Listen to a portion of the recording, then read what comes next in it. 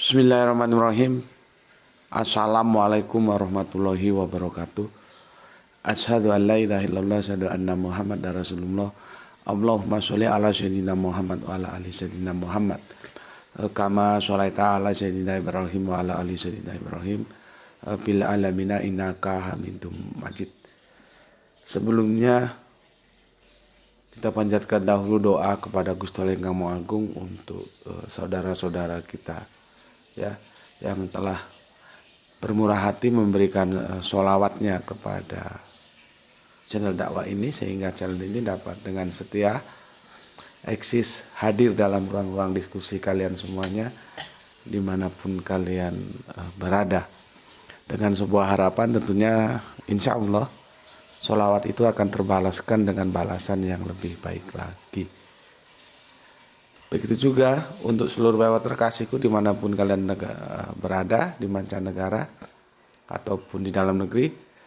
Atas semua apresiasinya aku ucapkan terima kasih ya, terima kasih. Batuknya belum hilang-hilang.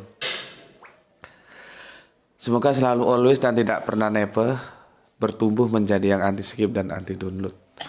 Bagi yang berkenan silakan saja di share, tapi linknya ya jangan diunduh terus dipotong-potong sakarepe dhewe semaunya sendiri lalu diunggah ulang, jangan ya.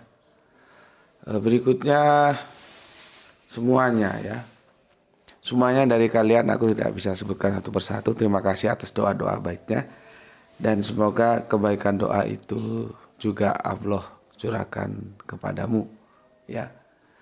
Dan semoga doa kita bagian dari doa-doa yang diijabahi oleh Gusti Allah Ingkang Maha Agung. Amin amin ya rabbal alamin.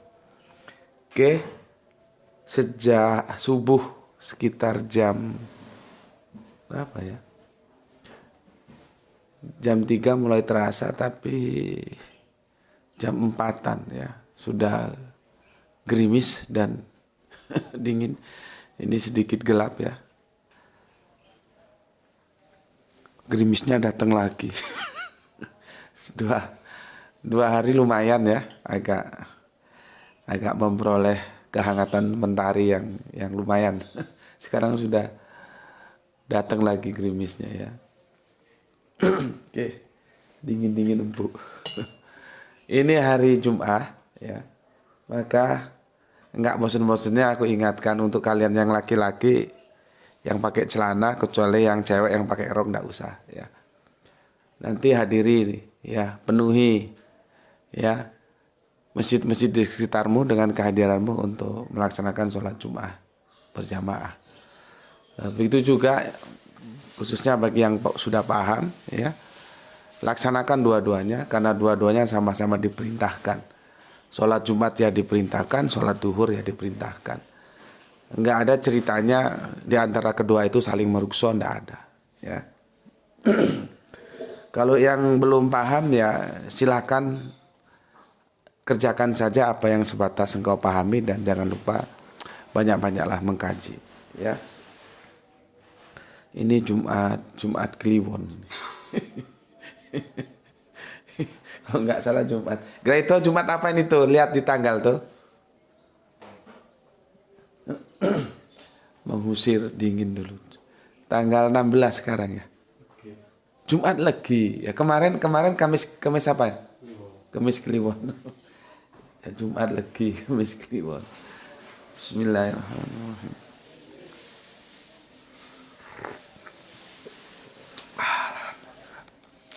Aku belum pernah cerita ke kalian ya bagaimana ada sinkritisme antara Jumat dan Legi ya. Nanti mungkin kapan-kapan kita diskusikan itu. Itu terjadi sinkritisme antara teologis dan antropologis ya. Teologisnya ya Islam ya, dan antropologisnya Jawa. Jadi diketemukan gitu. Untuk kebijakan para wali dulu. Dan tidak masalah karena itu tidak menyinggung akidah ya. Itu hanya teknis dakwah aja. Oke. Kemarin kita sudah selesaikan tamat ya tentang kajian laki-laki buruk, wanita buruk, laki-laki baik, wanita baik. Tapi kadang-kadang di lapangan kok tidak begitu ya. Bukan Qur'annya yang salah, tapi cara pemahaman kita tentang sebuah kebenaran itu yang harusnya dibenahi. Mampir ngombe kali ini aku akan menjelaskan bull session ya. Bull session, bukan bull race ya. Bull session itu salah satu bentuk-bentuk diskusi ya, untuk mengapresiasi apa yang aku lupa tapi aku masih ingat apa yang disinggung oleh saudara kita ya. Tapi sebelum ke sana aku akan membacakan komen yang masuk dari kalian semua dulu.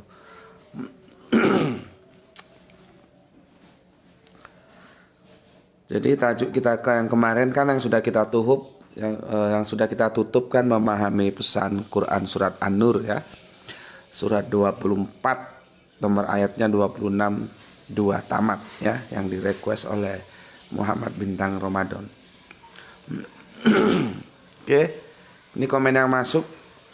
Kang Mas Hermas Edison, Kalteng hadir Gus, 3 jempol, setia dan selalu setia menyimak kajian Isra. Terima kasih Gus atas penjelasannya tentang yang buruk untuk yang buruk. Oke, sama-sama, semoga itu menjadikan pencerahan bagimu ya, sehingga tidak ada lagi ganjalan. Sehingga kamu tahu, oh duduk permasalahannya begitu. Ya. Oke. Salam untuk keluarga yang ada di Kalteng. Salam Islam rasional. Berikutnya Kang Mas Isdianto PPTK.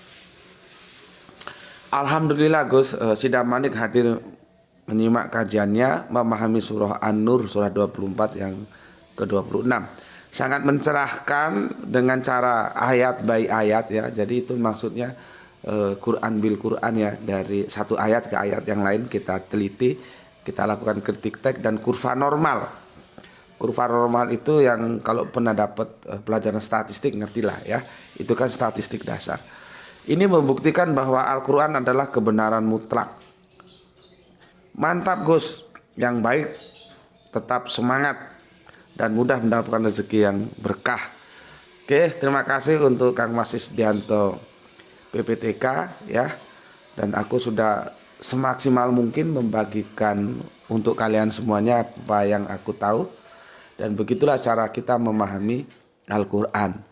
Jadi kalau ada sesuatu yang kita belum tahu dan logika kita sulit menerima, tunggu waktunya sampai engkau tahu. Tunggu itu artinya kamu mencari orang siapa yang bisa menjelaskan kepadamu. Karena kebenaran-kebenaran Al-Quran itu kebenaran mutlak. Sudah finish dia, bukan work in process. Sementara kebenaran-kebenaran kita itu kebenaran-kebenaran sains itu work in process. Dia masih terus bergerak. Work in process itu gini loh ya. Dulu bagian paling kecil apa dari sebuah benda, oh molekul. Ternyata setelah sekian lama, oh enggak, bukan molekul, apa bisa dibagi lagi kok, apa itu atom gitu.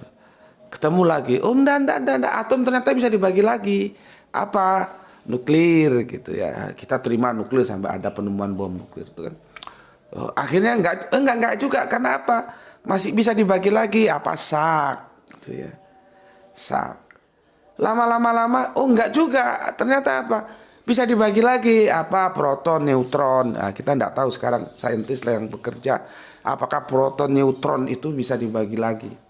Aku belum menemukan datanya ya. Begitu juga kata-kata iota di dalam kitab perjanjian baru dan biji sesawi, dan kalau dalam Al-Quran itu syaro yaroh itu ya. Itu sebetulnya karena bagian terkecil saat itu yaitu. Jadi jangan dipahami secara harafiah benar-benar sebiji sesawi, enggak. Jadi kalau pada saat itu saintis itu sudah misalkan sudah diketemukan, ya mungkin Yesus bilang bahwa satu atom pun tidak boleh hilang dari hukum Torah, kan gitu. Atau satu biji sesawi, ya.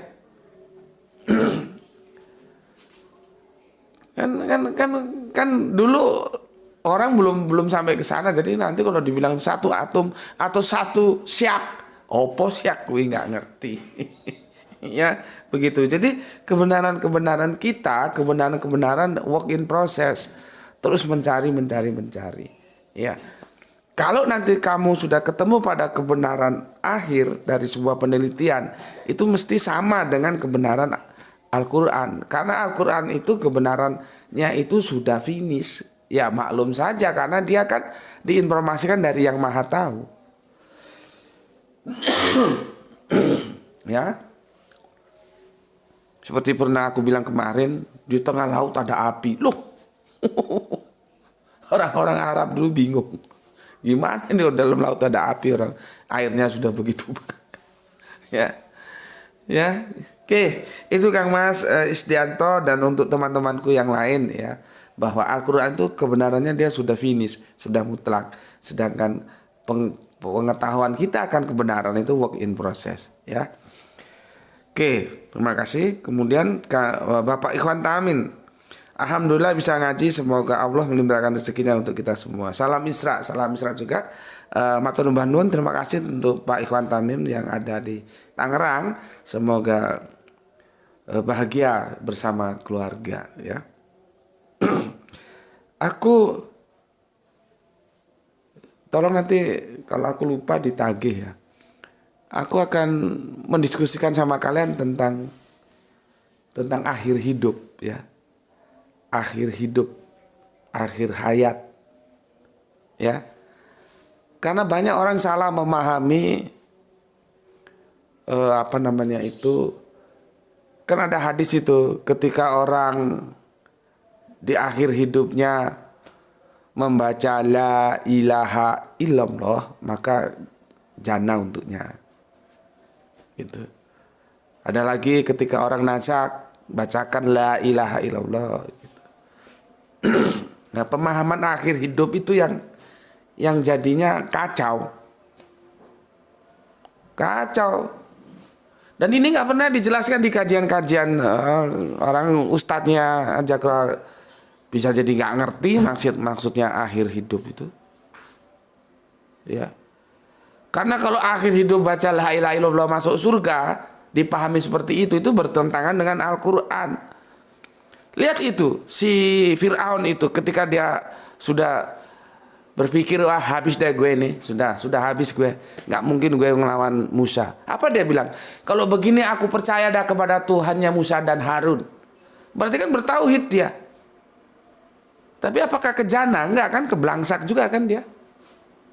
Karena goblok, nggak ngerti memahami akhir hidup atau akhir hayat itu seperti apa.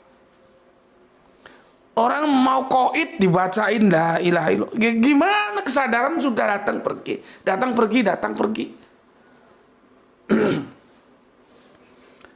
Aduh, kadang-kadang gimana ya. Itu dimulai dari awal. Kalau yang memberikan pengetahuan aja goblok, mesti dia menurunkan kegoblokan kepada santrinya, kepada pendengarnya. Itu sudah mesti itu. Maka harus ada yang berani melakukan passing over seperti kita di sini. Ya. Itu begitu terus nanti. Karena kan ilmu itu diturunkan dari satu generasi ke generasi lain, ke generasi lain. Maka kita harus potong kompas. Seperti Kanjeng Nabi Muhammad buta huruf itu kan diturunkan itu dari satu cerita generasi ke generasi. Sekarang kita potong kompas. No, Kanjeng Nabi Muhammad itu cerdas. Karena syarat menjadi nabi itu adalah fatona. Nggak ada nabi nggak bisa baca. Ya ini pekerjaan kultural karena kita nggak mampu bekerja secara struktural. Ya, nah, pemahaman akhir hidup di akhir hidupnya itu juga banyak yang salah. Dikirain sudah, padahal Al-Quran sudah bilang kalau sudah nazar itu tobat sudah nggak diterima. Ya, makanya antara Al-Quran dan hadis itu harus sinergi dibaca. Korelasinya keduanya itu seperti apa gitu loh. Orang itu ya, walaupun apa adanya, kalau dia selama hayatnya dia menjaga la ilaha illallah, insya Allah nggak usah dibimbing, dia sudah berangkat sendiri itu. Tapi kalau dalam kehidupannya biang kerok, yang makan hak orang, yang bajingan, yang nyolong, yang korupsi, terus mau mampus karena dia banyak duit, ya itu anak-anaknya undang semua 10 juta kiai, tolong bacakan la ilaha illallah, ini bapak gue mau koid nih. Padahal selama hidupnya entah dia jadi pejabat, entah jadi penguasa, dia melakukan kejahatan-kejahatan yang melanggar agama. Terus bisa nggak dia masuk jannah? Ora iso. Tapi meskipun nggak kamu bacain, tapi sepanjang hidupnya, terlebih-lebih akhir hayatnya, dia menjaga la ilaha illallah, sudah enak aja. Allah panggil, hai nafsun mutmainah irji'i, wahai jiwa yang tenang, kembalilah. Kan itu panggilan-panggilan yang kita harapkan ketika kita nanti memang sudah habis jatahnya di dunia ini. Ya. Kenapa aku singgung ini? Aku ingat Pak Ikhwan Tamim dan juga bapak-bapak kita. Kan bapak-bapak kita ini sini juga ada yang sepuh-sepuh. Hati-hati Pak, akhir hayat. Akhir hayat itu bukan nanti jam 5 sore mau koid terus jam 4 itu akhir hayat. Enggak. Akhir hayat itu masa-masa akhir kehidupan itu kan Allah sudah kasih tanda tuh. Rambut mulai memutih, mata mulai memudar. Dulu giginya masih kuat, makan sate berapa tusuk aja kuat. Itu tanda-tanda. Makanya kan kita tidak boleh mensemir rambut kita ketika sudah beruban, itu tanda. Nah dikasih tanda kok tambah kamu semir, ya, goblok we. Itu tanda. Ini yang dimaksud akhir hayat ini. Bukan nanti jam 5 koed, dari jam 4 ke jam 5 itu akhir hayat, wis telat itu. Ya. Dan aku berdoa dan kita sama-sama berdoa semoga bapak-bapak kita yang telah menempuh akhir hayat semoga bisa menempuhnya dengan kebaikan-kebaikan, ya. Ya, ini untuk Pak Ikhwan Tamim secara khusus, tapi secara umum untuk semuanya, karena pewer-pewer kita ini juga ternyata ada yang bapak-bapak kita, ya.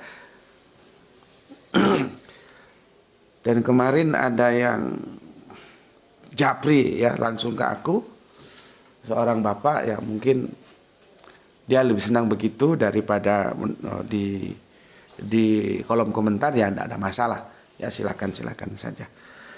Dan aku ucapkan terima kasih untuk Bapak Budi Siswanto atas apresiasinya, matur nuwun nun ya, matur nuwun nun.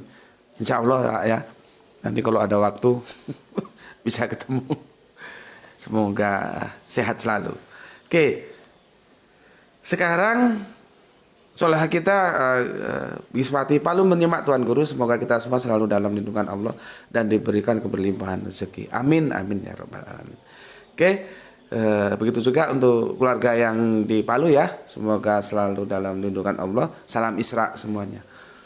Kemudian Kang Sahran Gipari baru menyimak sore hari. Waduh, kajian pagi sore hari. Mungkin ini sibuknya sangat ini ya. Ketika hujan mulai turun membasahi bumi. Ya basah dong. Nggak apa-apa, kan berkorelasi dengan isi kantongnya. Semakin sibuk semakin isi kantongnya bertambah. Oke, matur nuwun Kang Sahran Gipari. Berikutnya aku akan memberikan respon untuk Kang Hermana Natawijaya. Sama satunya lagi saudara kita yang dari Borneo, yang semoga mendapatkan pekerjaan di tempat yang baru dan itu menjadi suatu bentuk pertolongan Gusti Allah yang Maha Agung ya. Oke, kalau di sini Kang Hermana Natawijaya bilang, hadir nyimak, assalamualaikum, terima kasih paparannya Gus, sampai di sini aku paham. Mantap. Mantap ya. Maka untuk teman-teman yang belum paham silakan japri ke Kang Hermana Natawijaya karena dia sudah paham. Jadi sekalian latihan Kang Hermana menjelaskan seperti aku menjelaskan kepada teman-teman lain. Jadi aliran ilmu itu begitu ya. Kadang kita belajar, kadang kita mengajar. Nah, sekarang sudah paham, maka gilirannya mengajar. Oke, atur nuhun Kang Hermana Nata Wijaya. Yang punya Jogja, Assalamualaikum, Waalaikumsalam warahmatullahi wabarakatuh, Kang Edi Margono. Yang punya Batam, Kang Ari Prasetyo, Assalamualaikum, Waalaikumsalam. Batam hadir, guru ikut ngaji. Salam Isra juga untukmu. Ada Kang Mas Teguh Bovisa, Banyu Asin hadir Gus. Banyu Asin itu Sumatera Selatan. Maka berjalanlah kamu dari Banyu Asin ke Banyuwangi. Dan jangan lupa singgah sejenak di Banyumas. Oke. Tanyakan kepada saudara Kristen yang diikuti ajaran siapa. Tata cara ibadahnya bagaimana. Karena ada tokoh Kristen dalam debat mengatakan bahwa sholat adalah perintah manusia. Bacaannya adalah ajaran manusia yang dihafalkan. Karena debater Muslim kadang kurang cerdas, terbawa alur argumentasi yang cenderung hanya persepsi belaka. Itulah yang aku bilang kemarin. Ya, pertama, jangan bermain di tepi pantai kalau kau tidak pandai berenang. Pandai berenang dulu, baru kau, ya silakan saja. Kalau belum pandai berenang, ketika kamu di tepi pantai harus ada yang apa namanya itu, yang mengguiding ya. Kalau kamu ujuk-ujuk, kata orang Jawa, kata orang Sunda juga ujuk-ujuk, ke tepi pantai, ya bisa kamu terbawa ombak. Itu berlaku untuk kita semua seperti itu. Aku kan sudah bilang, menuntut ilmu itu hukumnya wajib. Yang wajib itu yang mana? Islam. Ilmu Islam. Baru berikutnya, seperti kristologi, itu gimana? Itu jais. Jais itu kalau kamu mau ya pelajari, kalau kamu nggak mau ya nggak apa-apa. Jadi boleh-boleh saja. Tapi menuntut hukum ilmu Islam itu hukumnya wajib. Ya, maka kita harus perdalam dulu keislaman kita. Kan gue sudah bilang nih, ya. Lu perdalam dulu keislamanmu dengan cara gimana? Ngaji yang benar. Ngaji yang benar, bukan ngaji yang level hohohihe. Kalau ngajinya aja level hohohihe, otakmu itu yang isinya hohohihe. Cuman kan sayang, kita berkali-kali bisa melihat aku, bisa melihat kamu, bagaimana public channel ini. Kita kotak sajalah ya, khusus untuk saudara-saudara Islam kita. Tontonannya seperti apa? Kan lebih seneng nonton yang kajian-kajiannya yang hohohihe. Tapi yang keilmuan, terus ya sebagai data riset ya channel kita ini loh. Kalau dia sudah menelaah bagian-bagian yang itu urgent, yang menusuk ke dalam intipati, yaitu ke teks-teks suci, itu langsung drastis dia powernya. Seperti kemarin kita menelaah surat An-Nur itu, kamu lihat powernya berapa? Powernya berapa itu? Sampai 500 nggak sampai. Jangankan 1.500 powernya nggak sampai. Padahal itu intipati itu.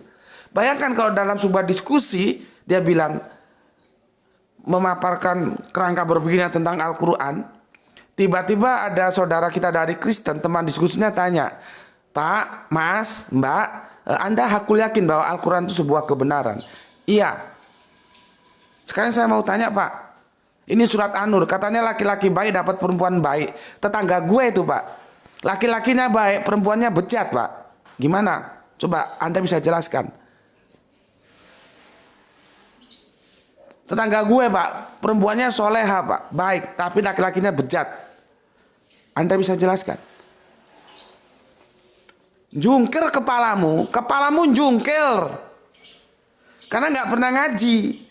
Dan penjelasan seperti ini pernah kamu temui? Ada ustadz-ustadz, ada kiai-kiai jelaskan seperti aku jelaskan?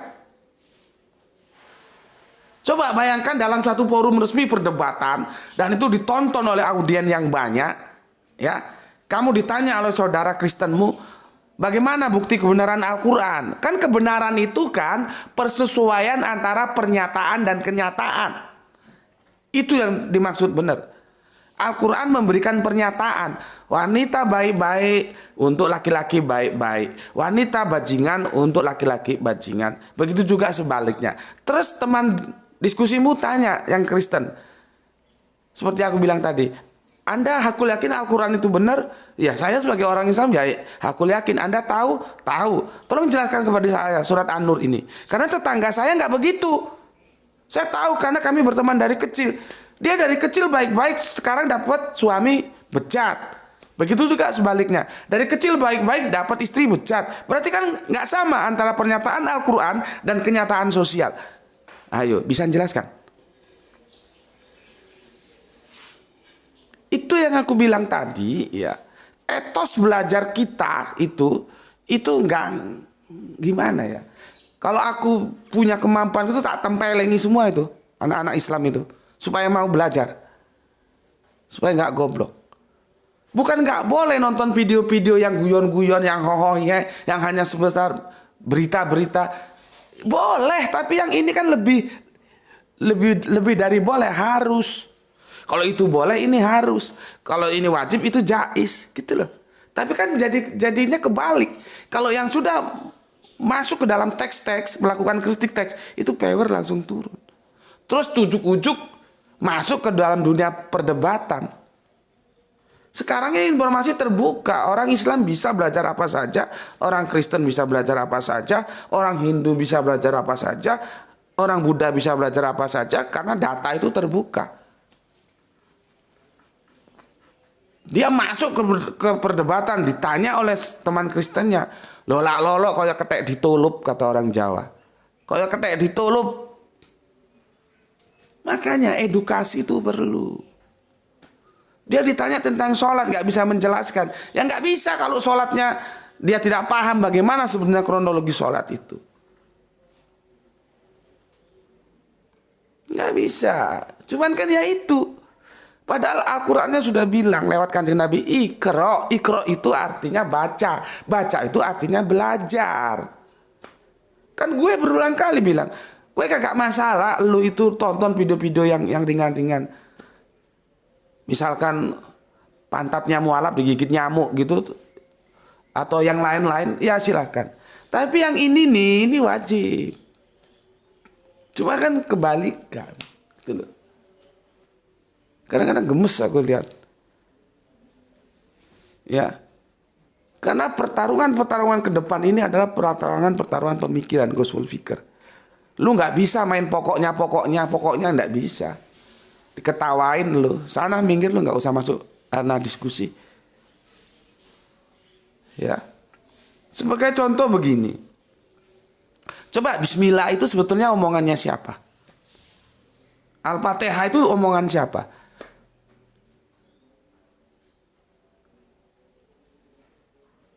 Coba.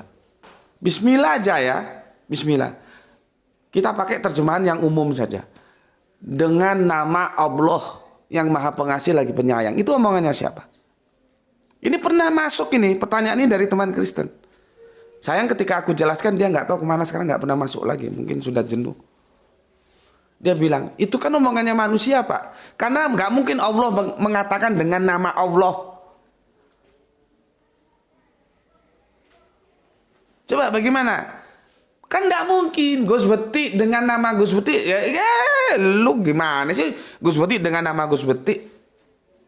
Berarti itu bukan omongannya Gus Beti. Kan begitu. Betul juga Allah. Masa Allah akan ngomong dengan nama Allah? Nah, itu omongannya manusia itu Pak. Bukan firman gitu. Coba bisa jelaskan? Aku mau tahu.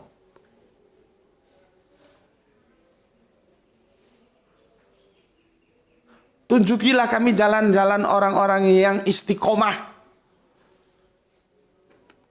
Tunjukilah kami jalan-jalan orang-orang yang istiqomah, yang kalian pahami sebagai jalan yang lurus itu.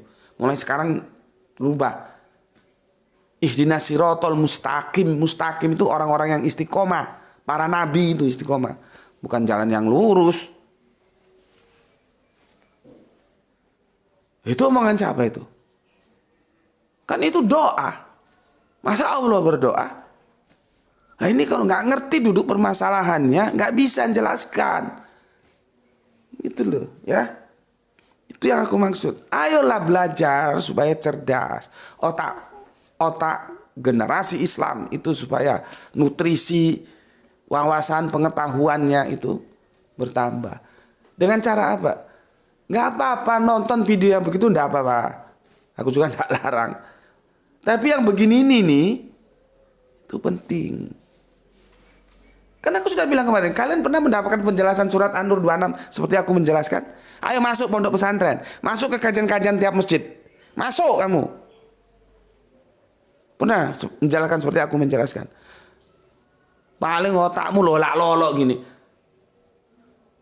Mau diterima gimana? Kok nggak sesuai dengan kenyataan, mau nggak diterima Al-Quran. Itu yang aku bilang, ada pergulatan di dalam hati. Semua itu bisa diselesaikan lewat belajar. Gitu Mas Teguh ya. Bilang tuh sama siapa yang kamu bilang sholat nggak bisa menjelaskan sholat itu. Ya. Oke, kemudian Kang Samsul Yatim nyimak sambil aktivitas Gus. Oke, matur thank you Kang Samsul Yatim. Semoga aktivitasnya selalu dalam ridho Gusti Allah Agung ya. Berikutnya Kang Arif Muslim Tuban hadir Gus. Oke, terima kasih Kang Haris Nandar, terima kasih. Kang Irfan Al Akbar, kamu biasanya cerdas tapi kali ini goblok kamu. Ya. Harusnya kamu lihat narasi, tiap-tiap narasi yang aku rangkai, aku bangun, ya, tentunya berawal dari diksi-diksinya, ya. Terus itu membangun sebuah kerangka berpikir seperti apa. Kamu biasanya pintar kok, tumben kali ini goblok. Komentarnya begini. Kasus mahasiswa Gus Suryadi itu bisa jadi telah menjadi bukti bahwa dia mahasiswa yang telah dapat wanita yang baik. Artinya wanita itu mungkin dahulu nakal, saat menikah dia sudah bertobat dan pertobatannya tulus dari hati yang terdalam dan terwujud dalam perbuatan sehari-hari. Maka itu sudah klop dia yang laki-laki baik mendapatkan wanita yang baik. Bukankah mantan wanita nakal jauh lebih baik daripada mantan wanita baik-baik? Satu lagi, mengukur akhlak kebaikan seseorang dengan selaput darah itu bukanlah metode yang akurat. Selaput darah bisa sobek karena banyak hal, olahraga, main sepeda, kejeduk pinggir meja, dan lain-lain. Masih menyimak dari Kerinci Jambi. Oke, nanti kamu tak sarankan klik itu di YouTube, yang lain juga boleh ya. Klik lagunya Doel Sumbang, Ganti Rugi. Ya, Ganti Rugi. Klik lagunya Doel Sumbang. Itu lagu lama, recordingnya kurang bagus karena lagu lama. Dadamu di mataku seperti dada yang telah ditindih 1000 lelaki. Bibirmu di mataku seperti bibir yang pernah dicium 1000 lelaki. Maafkan kalau aku curiga. Doel Sumbang itu kamu lihat lagunya nakal seperti itu, tapi itu penuh makna. Dia ada bahas satu lagu tentang la ilaha illallah tapi aku cari belum ketemu. Ya. Ya, jadi si Irfan gak apple to apple. Soal ada wanita baik-baik, karena apa dibilang baik? Karena dia sudah bertobat dari kejahatannya. Tentu kita terima dan harus kita hargai. Tapi kan dia pernah masuk dalam suasana yang tidak baik. Sementara si lelaki dari mulai lahir sampai dia menikah, dia menjaga dirinya untuk tetap baik. Nggak apple to apple kan? Yang dituntut itu loh. Dia mengatakan, Pak, saya ini menjaga diri saya tetap bersih. Kok saya dapat yang beginian gimana? Itu loh. Kalau soal ada seseorang melakukan pertobatan, ya harus kita apresiasi. Memang benar, ya. Memang benar katamu, ya. Wanita nakal, ya, bahkan mantan wanita nakal jauh lebih baik daripada mantan wanita baik. Sama dengan mantan kiai itu lebih baik atau lebih jelek daripada mantan preman. Kan logika berpikirnya begitu. Tetapi itu tidak bisa menjelaskan kasus yang ada.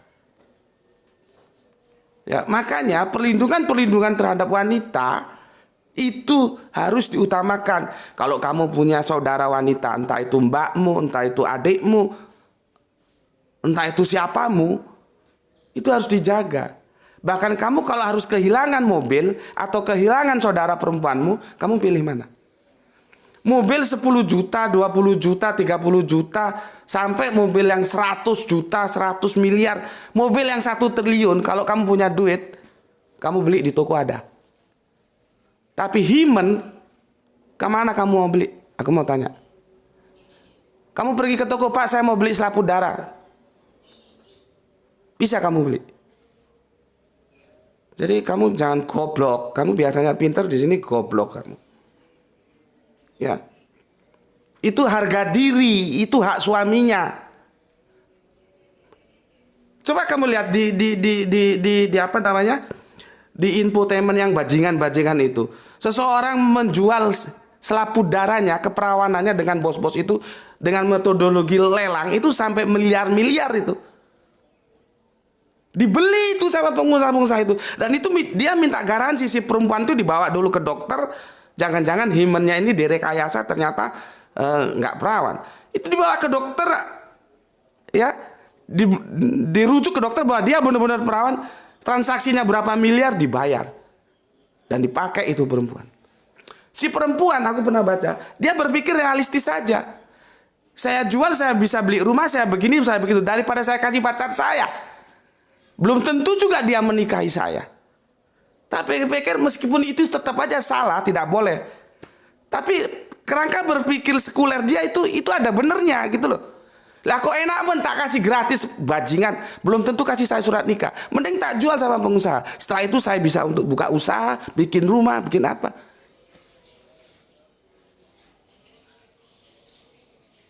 Ya.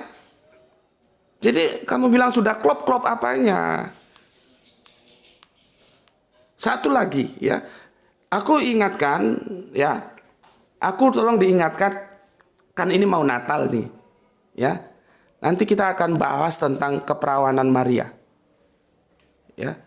Kalau aku lupa aku ingatkan. Ingatkan sebelum tanggal berapa ya? Sebelum tanggal 25 Desember itu harus sudah kita diskusikan ya.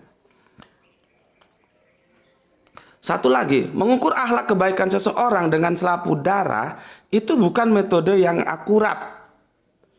Ya.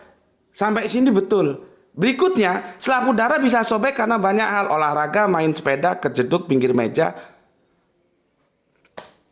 Ini nggak apple to apple. Kamu harus tahu, ya, keperawanan di sini dengan parameter teologis, bukan parameter medis.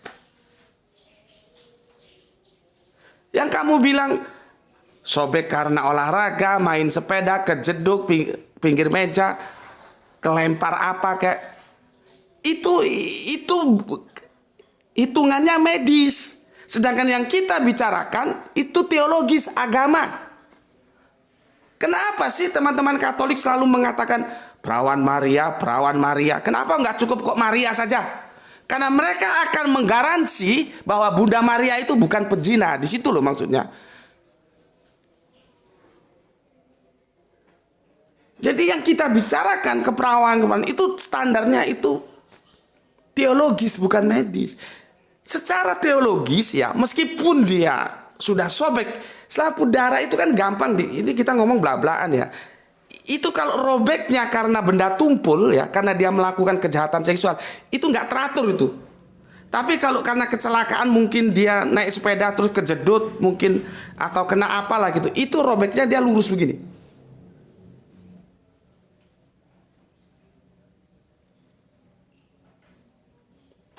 Kamu coba, kamu kawin dengan perempuan yang nggak jelas itu gimana? Diomong dia gadis, tapi nggak perawan. Bilang dia janda, tapi dia tidak pernah menikah. Ini aku jelaskan supaya Anda jangan keliru.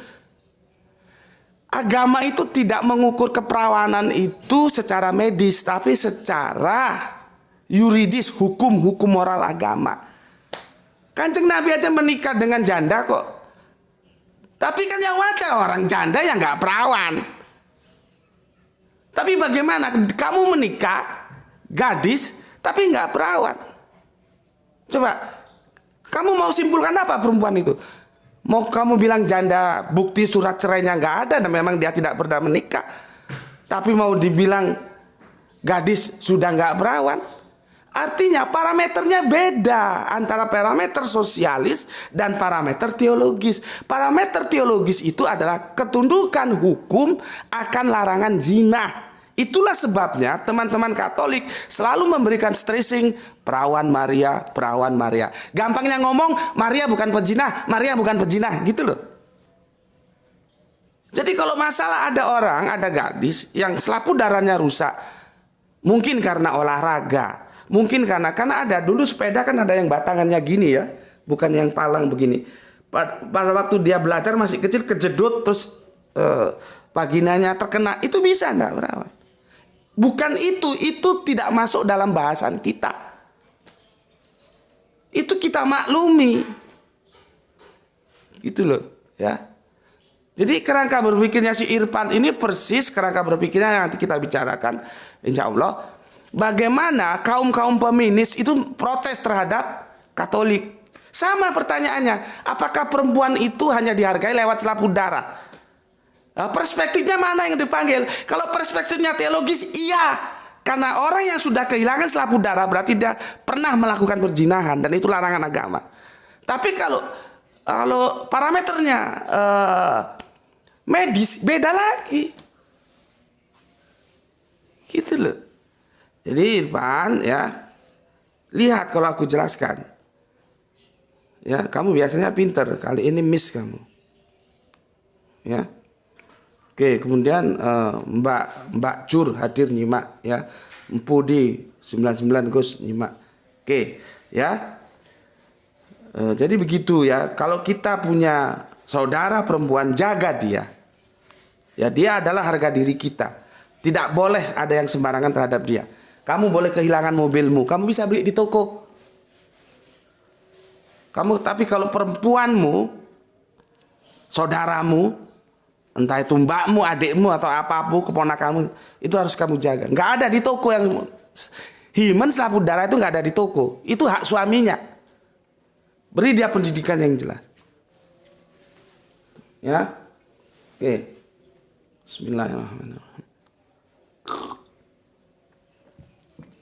Bayangkan larangan itu sejak perjanjian lama itu sudah dilarang. Jadi di sini kita bisa membuktikan, cuma kan kadang-kadang nggak ada yang bisa menjelaskan. Kita diikuti dengan sebuah perintah milata Ibrahim, mengikuti jejak Kanjeng Nabi Ibrahim. Maka kita menyebut diri kita sebagai anak-anak Abraham. Nanti Abraham ke Yahudi, Yahudi ke Nasrani, Nasrani ke Islam.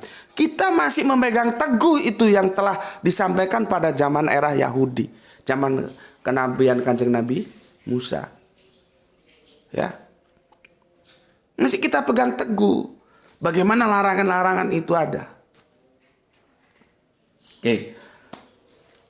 Itu tanggapanku dan kita akan masuk ke tajuk kita ya tentang bull season. Kan kemarin begini.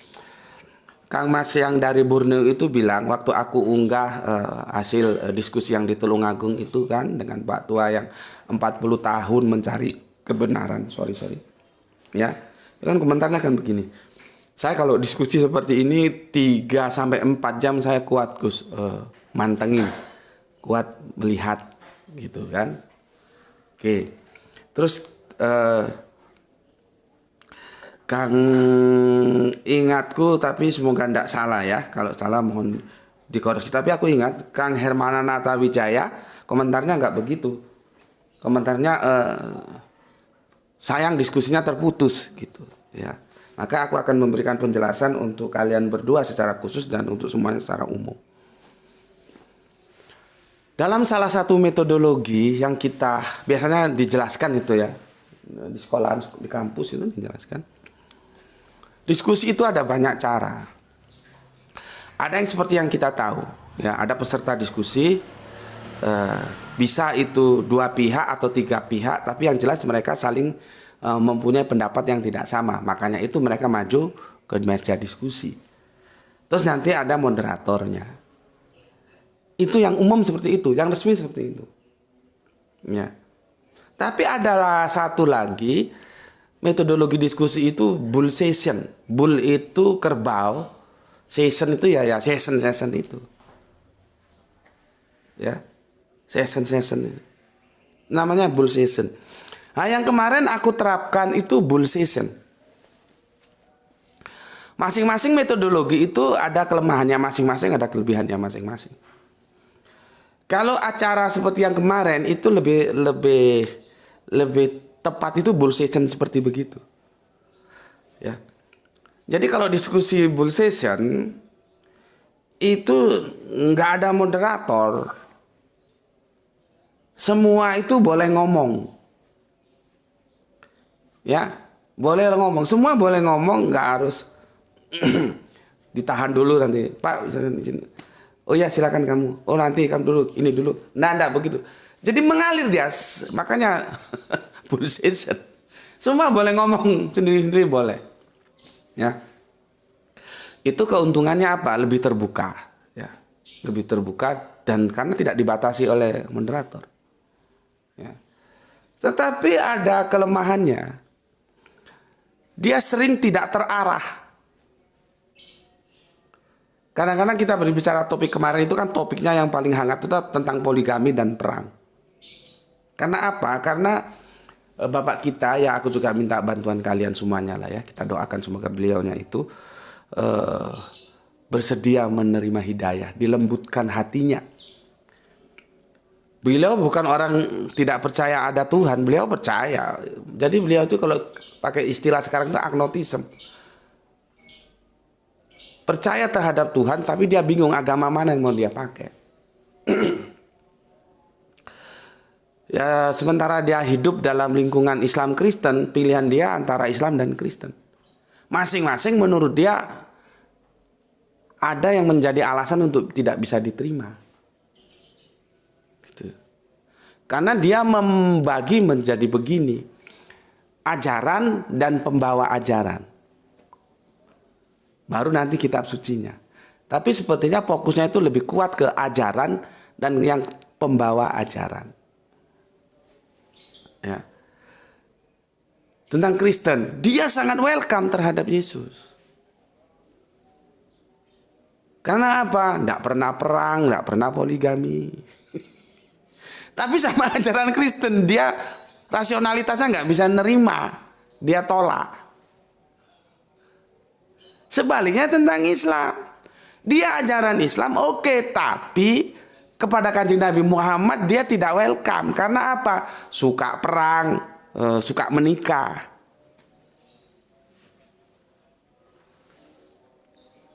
Gitu loh.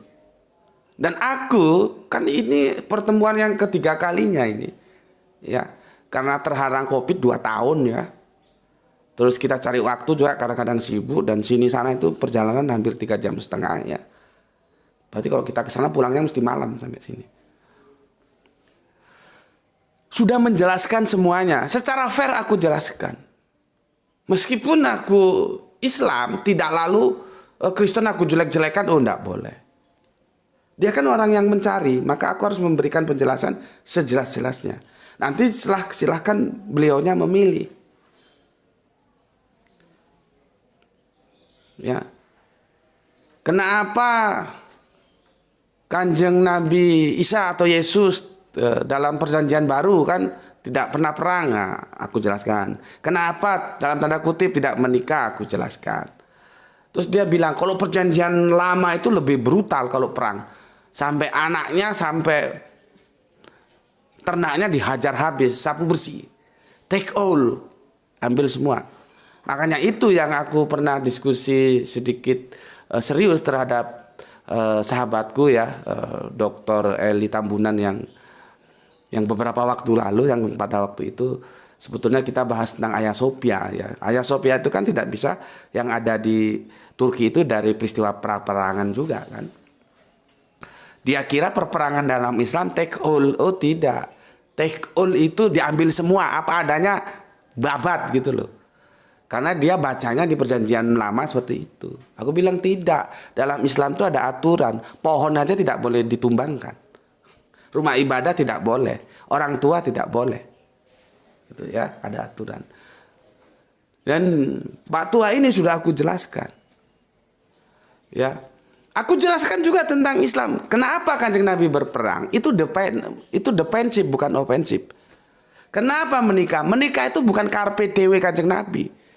Orang pernah Kanjeng Nabi disuruh berhenti dakwah, mau tahta kami kasih, mau harta kami kasih, mau wanita minta berapa, yang bahenol, yang dari mana diambilkan, dari Syria sana, apa dari Lebanon sana diambilkan. Tapi yang nggak begitu teksnya ya, ini kerangka berpikirnya aja ya, bahwa Kanjeng Nabi itu ditawari wanita nggak mau. Lah kalau Kanjeng Nabi memang sukanya suka wanita, kan diterima aja itu, tapi tidak mau. Nah, perkawinan Kanjeng Nabi itu bukan perkawinan cakar PDW, dan aku sudah jelaskan di video itu. Ya, makanya ketika bull season kemarin aku itu tidak banyak bicara, hanya menimpali ketika menurutku perlu, karena aku pikir sudah cukup aku menjelaskannya. Kan sudah 3 kali kemarin aku bertemu. Dan kemudian kan itu alhamdulillah sekarang sudah sembuh. Kemarin dia kan sakit, jadi dia nggak bisa ikut, kameramennya nggak ada. Makanya aku tidak tershot, ya nggak masalah juga sih. Jadi aku sambil shot, sambil mengikuti jalannya diskusi itu seperti apa gitu. Makanya hasil shootingannya juga kan nggak bagus itu, hanya bisa untuk sekedar tahu saja. Nah, kenapa Mas? Itu kok bisa asik dan kamu kuat mengikuti 3-4 jam yang kamu bilang tadi, Mas Borneo itu. Dia mengalir, Mas. Mengalir jadi seperti enak. Kalau kita ngobrol di warung kopi itu loh, kan nggak ada jadi moderator. Siapa juga ngangkat moderator ketika ngobrol di warung kopi, kan nggak ada. Semua egaliter, semua sama, mau ngomong aja. Nanti kalau kita setuju, kita terima, nggak setuju ya kita sanggah, gitu aja. Dan itu enak, dinikmati. Ya, makanya Kang Mas yang dari Borneo itu, saya Gus diskusi seperti ini 3-4 jam kuat memantengi, kuat mengikuti. Iya, karena dia mengalir gitu ya. Nah, berikutnya Kang Herman Natawijaya, kenapa terpotong? Seperti aku bilang tadi, diskusi seperti ini itu liar, Mas. Dia dengan gampangnya dari satu topik lari ke topik yang lain. Nah, topik yang lain itu kadang-kadang kadang-kadang nggak penting, kadang-kadang sekedar intermezzo, dan itu aku ngekatnya sulit. Makanya terpotong seperti itu. Gitu. Ya. Oke. Ini jam berapa lama nih? Sudah 52, hampir 1 jam. Jadi ini penjelasan dari aku ya, semoga semua bisa menjadi paham, tapi intinya ayo kita ambil ya apa yang bisa kita ambil dalam sebuah kebaikan untuk kebaikan kita semua. Setelah kita dapatkan kebaikan itu, kita bagikan kepada yang lain ya. Ya memang sih shootingannya seperti itu. nggak bagus ya, karena juga aku jadi kameramen. Dan aku kemarin memang nggak banyak bicara selain yang aku bilang tadi itu. Aku mendekati beliaunya, Bapak itu dari sisi hati. Karena rasionalitasnya aku rasa sudah cukup. Bahkan lebih dari cukup. Sekarang masalah hati. Nah, ini tolong kamu garis bawahi. Ketika seseorang mengetahui kebenaran, belum tentu dia mau menerima kebenaran itu. Dia tahu itu benar. Tapi apakah dia mau menerima kebenaran itu? Belum tentu. Paman Nabi itu tahu kalau yang diperjuangkan keponakannya itu sebuah kebenaran. Tapi kan beliaunya secara apa yang kita terima sekarang ya, itu kan tidak mau menerima kebenaran itu. Ada saudara kita sekarang yang dia terkenal pakar filsafat, Mas RG itu, dalam sebuah pidatonya aku salut sekali. Dia bisa menjelaskan Al-Quran seperti itu. Bahwa Al-Quran itu kompleks. Sayang aku nggak bisa. Aku nggak bisa mendownload dari Facebook. Itu videonya dikirim teman via Facebook. Kalau aku bisa, aku mau download dan aku bagikan untuk kalian. Dan aku komentari, jangan lihat siapa yang ngomong, tapi lihat apa yang diomongkan. Dia bisa menjelaskan bagaimana kesempurnaan Al-Quran itu. Sistem ekonomi ada, politik ada, keluarga ada, cara mencari jodoh ada aturannya. Siapa boleh dinikah, siapa tidak boleh dinikah ada. Hak waris ada, yatim piatu ada. Memilih pemimpin ada. Kompleks Al-Quran itu. Dia jelaskan secara lucu. Tapi apakah dia bersahadat? Hingga detik ini aku setidaknya belum menerima berita. Kalau sudah diam-diam ya aku tidak tahu. Ya. Aku menceritakan sebatas yang aku tahu. Belum bersahadat. Maka kita doakan saja. Semoga beliaunya melunakkan hatinya. Jadi mu'alaf itu hati yang dilunakkan. Tidak berkeras. Ya, untuk mau bersahadat. Ya, kan Kang Mas RG itu kan jago dia filsafat. Ya, dijelaskan Al-Quran itu sejelas mungkin. Artinya dia tahu kebenaran, tapi kan belum menerima kebenaran hingga detik ini. Gitu. Begitu juga Bapak itu. Makanya kemarin yang coba aku mainkan itu, aku menyentuh sisi-sisi manusiawinya, yaitu hati. Ya, cuman kembali lagi. Ketika aku coba monggo pak bersahadat, dia bilang sabar ya Le, sabar. Ya sudah, aku kan nggak bisa lebih dari itu. Dia hanya, jadi dia sudah menganggap aku anak, kepalaku di back. Sabar ya nak, sabar. Aku disuruh sabar. Ya sudah, aku nggak bisa melangkah lebih dari itu. Kan la ikor afidin. Ya, aku disuruh sabar, nggih pak, gitu. Ya. Itu yang bisa aku bagikan ya. Kita sudah hampir 1 jam. Pesan dari aku ya, jaga Al-Quran, jaga Allah, jaga Kanjeng Nabi, jaga Islam dalam bingkai imanmu. Ya, tetapi tetap ya menghormati saudara-saudara kita yang memilih jalan lain. Mereka tetaplah saudara kita. Berikutnya, semoga kita mendapatkan keberuntungan, rezeki yang barokah dan kesehatan yang prima. Bismillahirrahmanirrahim. Alhamdulillahirabbil alamin.